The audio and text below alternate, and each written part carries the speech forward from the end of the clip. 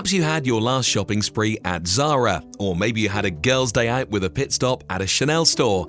That's two drastically different lives to lead. But you know what? Nothing ever changes. The evolution in fashion and the way we all live through it more than you realize. Sure, the world of fashion is yet to give us that iconic outfit generator from Clueless, but from how you pair your skirt with a mesh or why a little black dress is every woman's best friend, fashion changes every day. So here's how the top 5 luxury fashion brands lived through their evolution of design and craftsmanship. Number 5. Gucci. Now, we all can't be Gucci gang all the way through, but when Harry Styles or Dakota Johnson walk on the red carpet adorned by the iconic luxury fashion brand, we can swoon from afar. But here's the thing, if you were living in Florence, Italy back in the 1920s, buying Gucci would have been a tad bit easier. You see, the luxury brand wasn't meant to be a luxury at all. If anything, the common man who made Gucci just wanted to relate to the rich guests he was serving at Savoy Hotel. Guccio Gucci, the founder of the fashion label, was a porter in the hotel where he would always see the expensive luggage of the ritzy guests. He aspired to start a leather luggage company, and as sons took over, they branched out. Yet as far as expect the unexpected goes, it's actually the Italo-Ethiopian War that made Gucci's iconic brand identity. A trade embargo against Italy meant that the family couldn't get their hands on leather, so they thought out of the box. With the leather gone, how else could they make their brand recognizable? That's how Gucci's iconic interlocked diamond logo was born. When World War II ended, the leather supply was in abundance and Gucci resumed making leather goods. Only this time, they weren't just catering to anyone. The brand became a staple of the red carpet fame as celebrities like Elizabeth Taylor or Jacqueline Kennedy were photographed carrying Gucci bamboo bags. By the 1950s, the luxury house had latched on to its iconic double G logo and its green-red-green stripes. And the rest is history. What puts Gucci at the top of the game is their tendency to predict the future of fashion. Trendsetter for a reason, right? While its origins are quintessential Italian old-school vibes, the brand has come far from rich people with their chauffeurs browsing the stores. Gucci belongs to the millennials now, and if its creative director, Alessandro Michele, is taking fashion mood board to the underground Instagram artist, you know things are changing for luxury fashion. But not every brand was able to predict that, except for Gucci, of course. There have been a lot of family feuds and creative differences that stunted the brand's growth. Even then, Gucci doesn't hold back from doing something bold. Alright, bold is a buzzword in the fashion industry, but this brand blows everything out of the water. Let it be Tom Ford's controversial campaign when Cameron Cass's pulled-down briefs revealed pubic hair shaved into the Gucci logo, or Alessandro's Insta Art gang. Drastically different directions, but one successful brand. Number 4. Prada. Brown might not be your color, but as far as the revival of the 90s fashion goes, it's everywhere. Paired up with the unlikeliest of the allies like purple, avocado color, turquoise, lilac, and chartreuse neons, you know these combinations are brave, but they work, and there's only one woman behind the trend: Muscia Prada.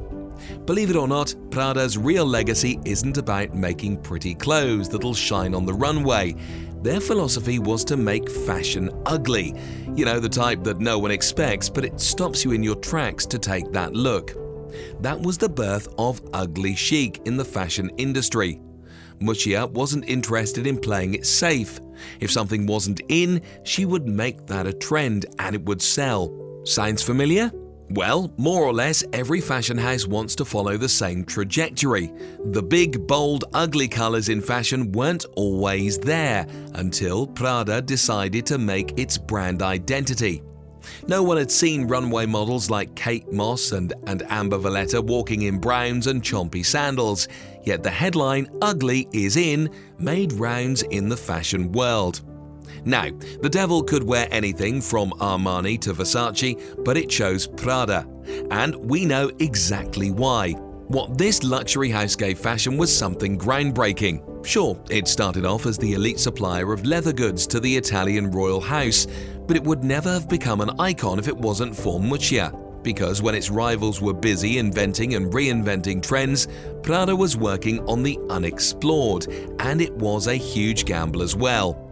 If the ugly chic hadn't worked on the runway, Prada would have entered its flop era before even expanding its roots. How exactly do you sell something so ugly when fashion is beautiful? For that, Muccia would tell you that beauty versus ugly debate is quite 90s, only this time, when the 90s call, it won't ask for its ugly fashion back. Today, Prada is a brand that works on a simple yet daring philosophy. Everything could be fashionable if you stop making a fuss about it. So, embrace the slimy, moldy colors and hues of stagnant water with the toilet bowl-shaped heels. Because hey, the fugly never left, and why choose conformity when you can be a fashion radical? Number 3. Chanel. The 2023 Met Gala's theme is solely dedicated to the genius of Chanel's creative director that made the brand into a fashion empire. Karl Lagerfeld's line of beauty will be celebrated in full glory as stars make it to the iconic red carpet, and hopefully we'd see the luxury house's evolution right with our eyes. But just in case people don't understand the assignment, you can always fall back to everything you know about the powerhouse, Coco Chanel. Chanel number 5, the cardigan jacket, little black dress, and the Chanel suit. You know, that's the holy quadruplet of the iconic fashion house. We've seen all of them in our favorite couture magazines, and many designers would try to take on these timeless creations. Alright, now you might not be making a visit to a Chanel store anytime soon, and it's not easy to bag that $160 perfume number 5. But we're going to pull a Miranda Priestley blue sweater monologue on you because you gotta understand the origin of Chanel's fashion. Before anything, the brand became a trendsetter in designing ease for women. Earlier on, women were expected to wear suffocating corsets, complicated skirts, and bland trousers. Coco was having none of it because she understood that working women need comfort with a pinch of class. That's when her little black dress collection broke into the streets of Paris. From very early on, she appealed to the elites, so in its very origin, Chanel was destined to be a luxury powerhouse. Next time someone calls your black dress basic or boring, remind them how Coco Chanel made just that for women's liberation. And you know the rest. The woman who hasn't at least one item of Chanel is hopelessly out of fashion. What Chanel did and continues to do is push the limits of what feminine is. Back in her time, Coco was experimenting with typically masculine colors like grey, navy blue, and charcoal. Women wearing a suit in the streets of Paris? That's chic today, but it wasn't in the 1920s. And Karl Lagerfeld knew that his fashion house would crumble if he didn't pay homage to its roots. Now, any creative director who's bound to take the fashion world by storm would want to do something different. Or invent. Not Karl, though. As soon as he got into the position, he began to unarchive everything Coco was working on. Not every fashion house builds upon its roots as much as Chanel, and this is why it wrote the fashion handbook for the modern times. From Marilyn Monroe to Kristen Stewart, the luxury brand has evolved. But if you look closely, its origin touch hasn't gone away. Number 2, Armani. Slick back hair, the smouldering glaze, a jacket or an occasional suit. If you were available to visualize this ensemble in a blink of an eye, you know Giorgio Armani has done its job. Today, Armani is a powerhouse in both men's and women's fashion. It knows a thing or two about keeping up with the times, but without losing its original personality. When many brands are changing their mood boards to remain quirky for the millennial fashion, Giorgio stays unbothered and wins. Yet Armani doesn't want to be edgy. Even then, it's the coolest kid on the block who's always the most fashionable by sticking to his blues, taupe, sand, and beige as if he doesn't care about what's cool in the streets. That's exactly Armani's legacy. It seems to transcend the need of following trends. We've all given into the peer pressure of making regrettable fast fashion choices, from bucket hats to almost torn jeans. You know, things get embarrassing. What Armani does to fashion is to keep timeless. So there's hardly any experimentation that goes wrong for the luxury fashion house, and it's not difficult to see why. Armani aims to never differentiate between fashion and lifestyle. For them, to live is to fashion. Now, that does sound like a buzzy line you would find in Vogue, and heck, what does that even mean? Well, for starters, the niche of jackets and bold but typical suits in menswear just didn't happen overnight. Whether you buy from ASOS or Nike, you know how easy it is for menswear to get boring. It's not a cool look when everyone at the party is wearing that same semi-decent t-shirt from Buck Mason, right? Armani solved this problem. It didn't go outrageous with its designs, but it had a little of something for everyone. Then it did something extraordinary. It evolutionized fashion into lifestyle.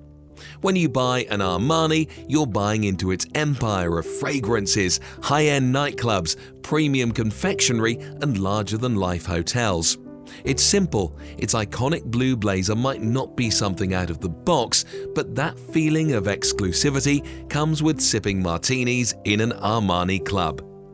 Typically, someone telling you just be yourself might be garbage advice, but hey, just being yourself hasn't worked out for you. For Armani, it works like a charm. It started out as a brand for men, and it has remained so without resorting to any social media gimmicks. Even today, it counts on its iconic jacket collection to stay at the top of the chain. And with ever-increasing competition, it's something, right? Number 1. Givenchy. There's a lot in common between you and Audrey Hepburn. Yep, when you pair that overworn band t-shirt with a chic skirt and fasten your waist with a neon belt, you're essentially giving Audrey. But more importantly, you're pulling off a Givenchy. Now, the iconic actress's fashion looks are hard to replicate. How do you even bring yourself to imitate that look from Breakfast at Tiffany's? You know what we're talking about. The black sheath dress, neck adorned with pearls, oversized sunglasses. It's just Audrey's take on Givenchy. What we essentially see isn't just a designer's ensemble. We see the actress's personality itself. Because as far as Givenchy's legacy goes, we weren't supposed to just stick to the magazines and what runway models will wear. Basically, Hubert de Givenchy, the mastermind behind the brand, found matching two pieces boring. He wanted a mix and match in fashion to make personal style the newest thing. And he did that quite effortlessly. So when you swap your pants, skirts, cardigans and tops to make an entirely new outfit, that is the legacy of Givenchy. You might not have a lot of articles from the fashion brand in your closet, but it has changed everything about clothing. Now, the idea of building an outfit piece by piece is an internet sensation. Come on, we know you have watched TikToks of influencers building outfits for Taylor Swift's Eras tour. But back in the 1950s, that was almost outrageous. How dare you mess up a designer's vision? Of course, Hubert didn't care about that. Audrey Hepburn called him a creator of personalities for a reason, right? The notion of adding your personal touch is Givenchy's true legacy, and that's something now every fashion house has adopted. Yup, there's a reason why you can separately buy pieces of each outfit, even from luxury houses like Gucci.